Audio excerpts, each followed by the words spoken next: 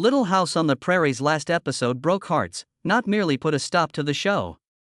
The driving force behind it all for almost 10 years had been Michael Landon, who shaped every lesson, every victory, and every tear in Walnut Grove.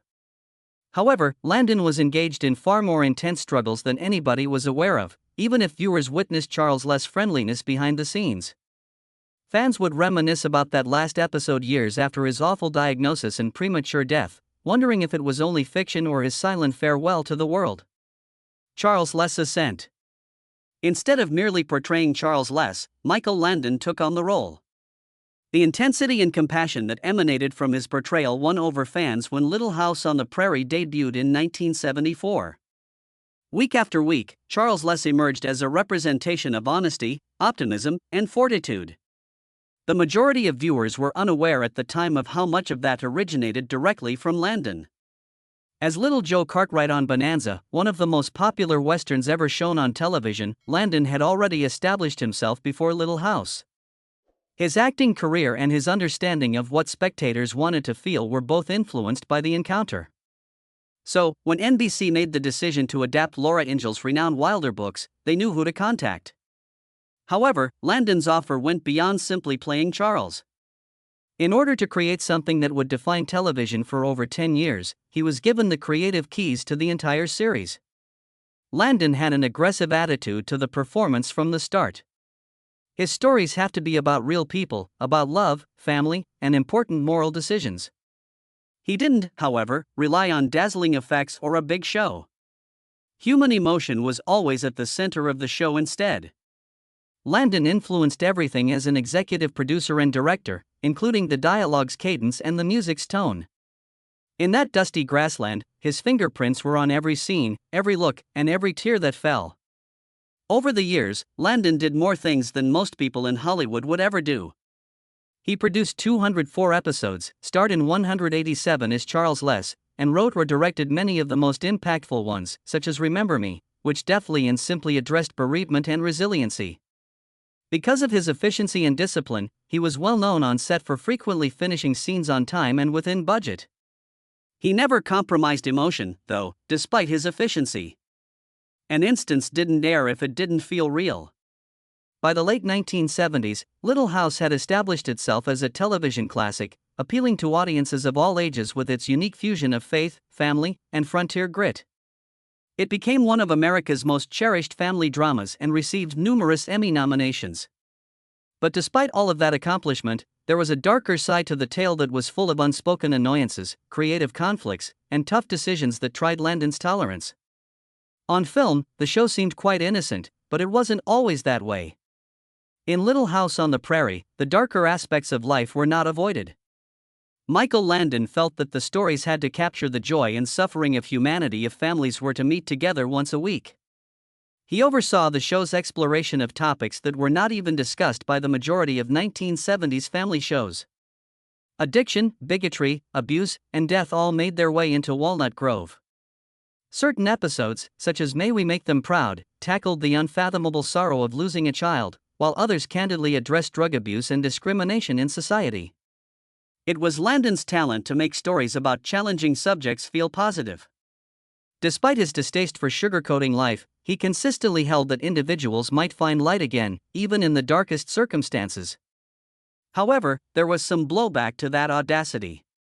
The series was criticized by some for being too nostalgic, while others felt it was too extreme for a family program. One of the few shows that seemed to enrage people from both sides of the cultural divide, some criticized it for being too progressive and others for being too moralistic.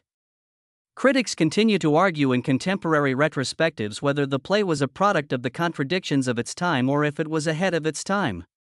But Landon never appeared to mind the uproar. The show was never about politics, he insisted. People were the focus. Still, there were times when many questioned whether the show was real. Some plot points, as noted by historians, exaggerated the reality of 19th-century existence. Teachers took issue with the show's glorified depiction of the frontier. However, Landon wasn't interested in historical accuracy. It was the truth of emotion. His intention, he once clarified, was not to create a museum piece but rather to convey stories that moved audiences and prompted conversations among families after the credits had rolled. Although Landon evoked admiration and allegiance, he also set high standards, which not everyone could meet. There was sometimes conflict on set as a result of his obsession with perfection and control, especially with co-star Karen Grassel, who played Caroline Less. Later, Grassel would talk candidly about creative disagreements and financial problems that occasionally strained their working relationship. According to her confession in an interview, "I felt insulted as his co-star on a hit series. I didn't want to gouge anybody, but I expected a fair wage." She also disclosed that she was furious when Landon said that viewers didn't find her as popular as she believed. Both had a great deal of respect for one another's skill, but occasionally their ideas for the show didn't align. Despite the difficulties, Landon had complete control. He was vital to the show. Intensely writing, producing, directing, and performing with little time for relaxation. He envisioned Little House as more than just a show. And that drive cost me personally. The distinction between Michael Landon as a person and Charles Less as a character became increasingly hazy as the seasons progressed. He gave the parts so much of himself that he and the character were almost inseparable by the end. And while Little House became one of the most recognizable television programs ever, Landon was engaged in personal struggles that no one could see. Eventually, one of the most devastating periods of his life would result from those personal hardships. The dark side of fame. Michael Landon's life was marred by suffering that only a select few were aware of, despite his effortless grin and distinctive laugh. Trying to live in a household that didn't feel safe, he grew up in chaos long before he became America's favorite parent. Peggy, his mother, had severe mental health issues, which frequently culminated in terrifying outbursts. One of the terrifying incidents that Landon would later remember happened directly in front of him. The mark it left behind never really went away. His need to protect, to establish stability, and to construct universes where families always managed to stay together were all affected by the experience. Things were not much easier at school. They humiliated and bullied Landon. For years, he was tormented by the secret he carried.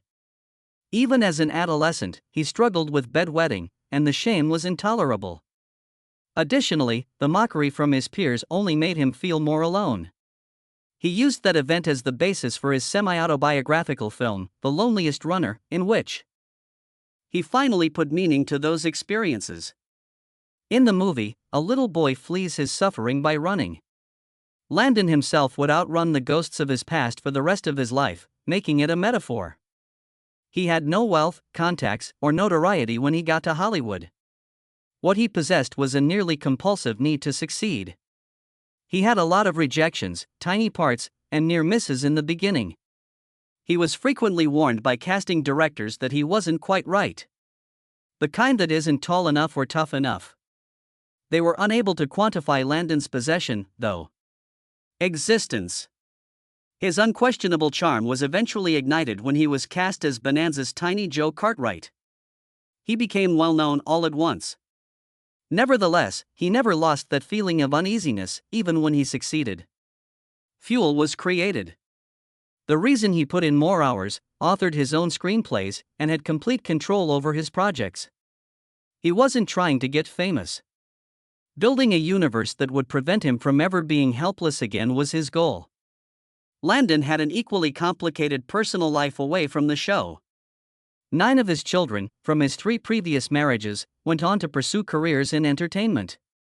According to insiders, he was a man who could be emotionally distant one minute and intensely loving the next, but he was also restless and charismatic. He expected loyalty, but he also had an independent streak that occasionally made it hard to be close to him emotionally. He was a joker, a storyteller, and a natural force, according to his family. All of this was made possible by the father. Unfortunately, that sense of invincibility was shattered in April 1991 when Michael Landon got news. One of the most aggressive and merciless types of the disease, pancreatic cancer, was identified after he experienced excruciating headaches while on vacation. Both his admirers and Hollywood were taken aback by the diagnosis. To those who knew him well, however, the shock was accompanied by a familiar frustration. He had always shunned doctors, according to his daughter, Leslie Landon Matthews. He was unyielding, believing that his resolve alone could overcome any obstacle. He had benefited from that mentality in his career, but it backfired this time. By the time the cancer was discovered, it had spread. Rumors about what might have caused his illness surfaced in the weeks that followed. Some conjectured that years of filming close to the Santa Susana nuclear laboratory, a location long linked to radioactive contamination, might have contributed. Others blamed it on heredity or plain bad luck. According to Landon, the condition might have been further exacerbated by his heavy drinking and smoking, which he had done throughout his life. He appeared on The Tonight Show with Johnny Carson for the last time in May of that year. It was unvarnished, fearless, and unforgettable. Across from Carson, Landon talked candidly about his diagnosis, his body slimmer but his spirit unwavering. In addition to smiling frequently and cracking jokes, he even made fun of the tabloids for their inflated headlines. He also promised to use all of his resources to combat the illness. It was not his ailment that caught the attention of the onlookers. His grace was it. He approached death with the same candor, sense of humor, and defiance that gave you hope that he could overcome all the challenges in life. Michael Landon, 54, tragically died in his Malibu, California, home on July 1, 1991, only 3 months later. His closest friends, his wife Cindy, his kids, and his family were by his side. Generations of fans who grew up with Jonathan Smith, Little Joe, and Charles Les from Highway to Heaven were devastated by the news of the man's death, as the man who had brought so much comfort to the globe finally found his own peace. Millions of people experienced the loss of a family member. But even in passing, Landon's legacy extended beyond his stage work. His teachings on kindness, tenacity, and the value of heartfelt storytelling have endured. It was also difficult to say goodbye to the actors and crew who had accompanied him on that small prairie for almost 10 years. Michael Landon had a profound impact on every life he came into contact with, as seen by their responses and the tributes that followed. Cast responses and homages. As word of Michael Landon's death spread, the entire Little House on the Prairie family was rocked. For them, Landon had been more than just a producer and co-star. Everything they had constructed together was built on him. He had always been the first person on set, the one who established the tone and tempo, and the guy whom everyone automatically resorted to when tough times arose. Suddenly, without him, Walnut Grove felt more empty, as if its beacon had been extinguished. Melissa Gilbert experienced the loss in a way that few could comprehend because she had spent almost 10 years growing up with Landon. His mentoring had molded her during her early years, and she had joined the program as a child. At the intersection of celebrity and adolescence, Landon had been her bulwark and guide. She felt that losing him was like losing family because of how deeply he influenced her. She talked at his funeral on how much he meant to her and how her concept of leadership was shaped by his kindness and strength. He established the tone for what we were doing, she remarked in a subsequent interview. Michael was the quarterback, right? My experience was distinct since I was the only cast member who frequently interacted with him and his family. During spring break, we all go to Hawaii together, staying at the same hotel each year. Mike's children attended the same school as me. I spent all of my time sleeping at their house. They spent the night at my house. Everyone could see how much she admired Landon from this statement. Dean Butler, who played Almanzo Wilder, was also deeply affected by Landon's passing. He had seen directly the accuracy with which Landon worked. His ability to add layers of significance to a straightforward story was impressive. Few directors were able to capture the human emotion that Landon did. In a way that resonated much beyond the television screen, his scripts frequently reflected actual life, fusing hardship with salvation. As an artist who had mastered the language of feeling, Butler viewed him as more than just a creator. According to one of his quotes, "I think people respected Michael, but I don't think that he had that industry respect that he deserved." He captured audiences in this profound way and continues to capture audiences in a changing world. He still is able to capture people because there is truth in what he's writing about. Allison Argrim, who is best known for making Nellie Olson come to life, fought back on her complex but respectful relationship with him. Although Landon had been strict and occasionally unforgiving, his meticulousness stemmed from a great concern for others. It was hard not to see the earnestness of his purpose, even in the face of anxiety. She realized after his death how much emotional burden he had been carrying during those years, and how intimate many of the show's themes had been for him. In her opinion, Little House was remarkable because of his ability to transform his personal suffering into stirring narratives. In the ensuing years, the actors discovered methods to pay tribute to him. They got back together on a number of occasions, most famously for the Little House 50 podcast, when they talked about their own experiences and how much Landon had influenced their lives. Those discussions produced more than just nostalgia, they also revealed how uncommon his influence had been. From performers to crew members and producers, everyone who had worked under him talked about how his originality, work ethic, and compassion had a lasting impression. Melissa Gilbert used to say that Landon's presence could completely alter the mood of a set. Everyone focused when he was focused. When he was being playful, everybody laughed. He had the ability to remind individuals that their actions were important and to restore order to chaos. He led without being ostentatious or theatrical. Silent assurance and a steadfast faith in the importance of compelling narratives were the sources of it. He was referred to by the characters as Little House on the Prairie's emotional pillar even decades later. His impact extended much beyond the screen, influencing their relationships, knowledge of resilience, and even how they conducted their profession. With his passing, an era came to an end. However, it also cemented his mythology. He left behind lessons that were carried on by those who had known him best. And the final episode was so eerie because of the bittersweet realization of what he left behind. It felt more like a farewell that reverberated with the spirit of Michael Landon himself than a finality when Little House on the Prairie came to an end. The heartfelt farewell. The last farewell was more than just a television finale when it debuted in 1984. The event was intensely emotional. The show that had shaped a generation for almost 10 years was ending in a way that none could have predicted. For Michael Landon, it was more than just a show's end. An era in his life that had contained both his greatest accomplishments and his most intense emotional commitments was coming to an end. It was a brave and tragic decision to tell the story in the last episode. An abrupt threat came from a land developer claiming legal possession of the town of Walnut Grove, which had come to symbolize community, family, and resiliency. When the inhabitants realized they would lose everything they had created, they took an extreme measure. Instead than letting their cherished town be captured, they would demolish it. It was the ultimate act of pain and rebellion, stunning and quite unimaginable.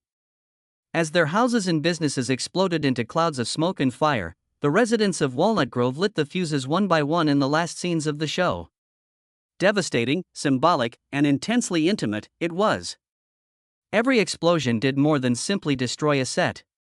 The devastation of memories was the cause.